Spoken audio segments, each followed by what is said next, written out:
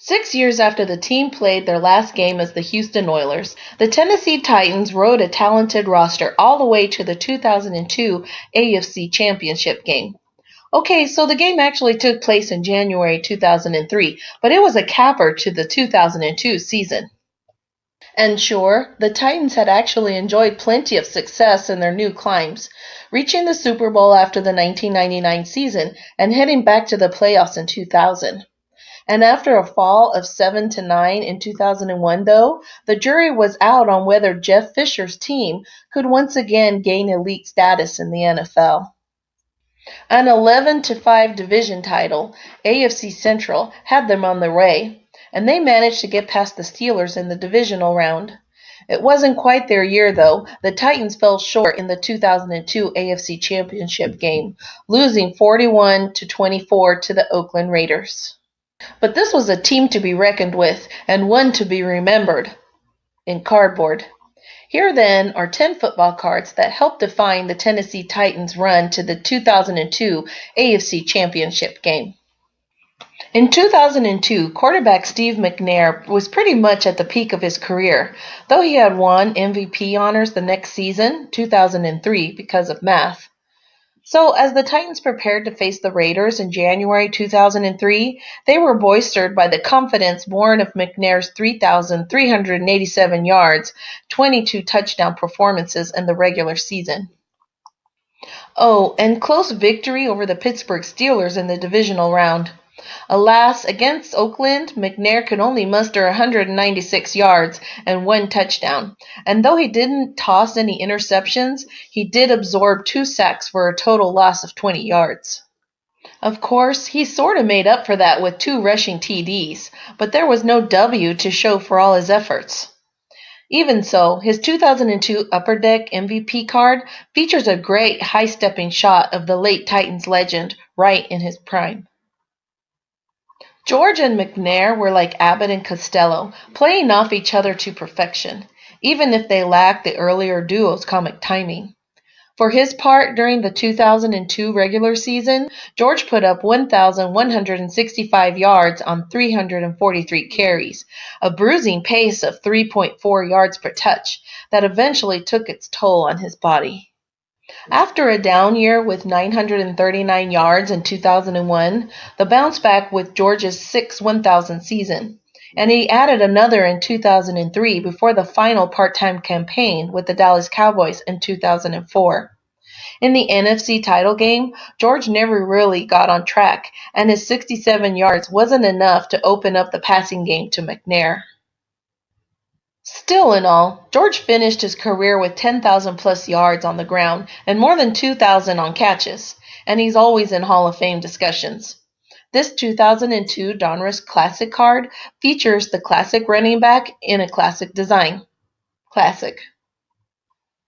Once upon a time, Bennett was about as unlikely to show up on a list like this as he was to be elected Man on the Moon. Undrafted out of UCLA in 2001, the wide receiver signed a free agent deal with the Titans and managed to make his way into 14 games, 1 start, with the Tennessee that fall. It was pretty much more of the same in 2002, part-time duty that yielded 33 catches, 478 yards, and a couple of touchdowns. Not all that inspiring, but hey, he was in the NFL. He was also McNair's second most productive receiver behind Derrick Mason. In the NFC Championship Game, though, McNair distributed his modest passing output fairly evenly, resulting in 6 targets to Bennett. Only 3 of them stuck, but those were good for the team leading 58 yards and the only non-McNair touchdown. Bennett's rookie card is a reminder that you don't always need hype to make it in the big time, or to become the man on the moon.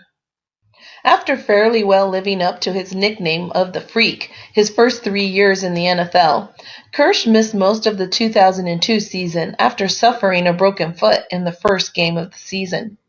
He was back in time for the AFC Championship Game, and though he didn't contribute much, his presence made the Titans' offense seem whole again, at least on paper. Kirsch would spend 1 more season in Tennessee before taking a 4-year sabbatical with the Philadelphia Eagles. He finished up with 2 more years in a Titans uniform in 2008 and 2009. Kirsch's 1999 Fleer Focus rookie card should make you happy you're not a quarterback.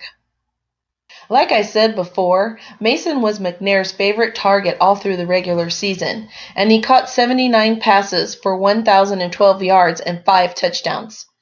That favorite target bit didn't much change in the AFC Championship game, as Mason tied with Robert Holcomb and Frank Wycheck for the team lead in targets with 7.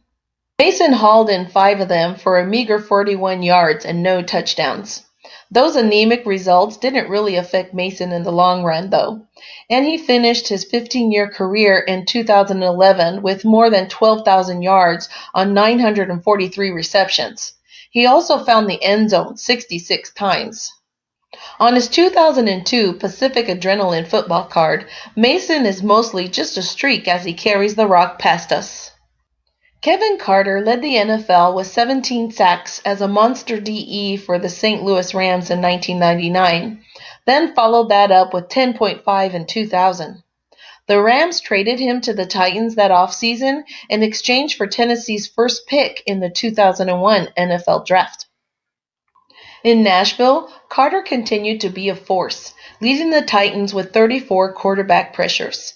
Even though he recorded just 2 sacks that first year in Nashville, he jumped up to the team-leading 10 in 2002. Suffice it to say that the Titans would never have made it to the brink of the Super Bowl without him. Even though he had a pretty quiet game against the Raiders, Carter did force a Tim Brown fumble, and he looks pretty scary rushing towards Peyton Manning on this 2003 card.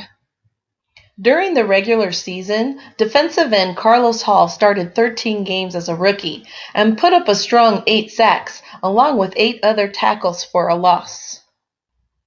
In the AFC Championship game, Hall combined with Keith Bullock to take down Charlie Gardner for a 1-yard loss. It was the only TFL the Titans D recorded. Hall lasted just 4 seasons in the NFL, but he looks pretty happy with his lot in life on this 2002 Bowman rookie card. Free safety Lantz Shelters started all 16 games for the 2002 Titans, and he led the team with 6 interceptions, also had 11 passes defended. Shelters was up to more of the same sans the interceptions in the AFC title game. In that tilt, Shelters had the team's only pass defended and also recorded 6 solo tackles. There's a lot going on with Shelters' 2003 Fleer Tradition card, but it also makes you hungry for more NFL action. In 2002, third-year linebacker Keith Bullock started all 16 games, forced 3 fumbles, recovered 2 others for 61 yards of gain, sacked 1 quarterback, and even scored a touchdown. Oh, and he picked off a pass. Oh, and he led the team in tackles. Oh, and he posted an approximate value of 15 if you're into that sort of thing. In the championship game, Bullock picked up 4 solo tackles and assisted on another. Bullock is in practice mode here on his Upper Deck rookie card. Yeah, Nedney was a kicker, but he makes this list because he led the Titans in scoring during the regular season, 111 points on 25 field goals and 36 extra points. Same sort of deal in the title game, as Nedney put up a field goal and 2 extra points. Nothing earth-shattering, but kickers are kind of at the mercy of the opportunities presented to them.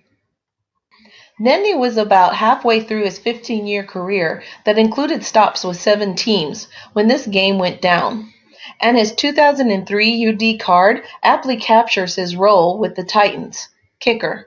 Maybe not MVP, though. Like our video? Then like our video and subscribe to our channel, waxpackgods.com.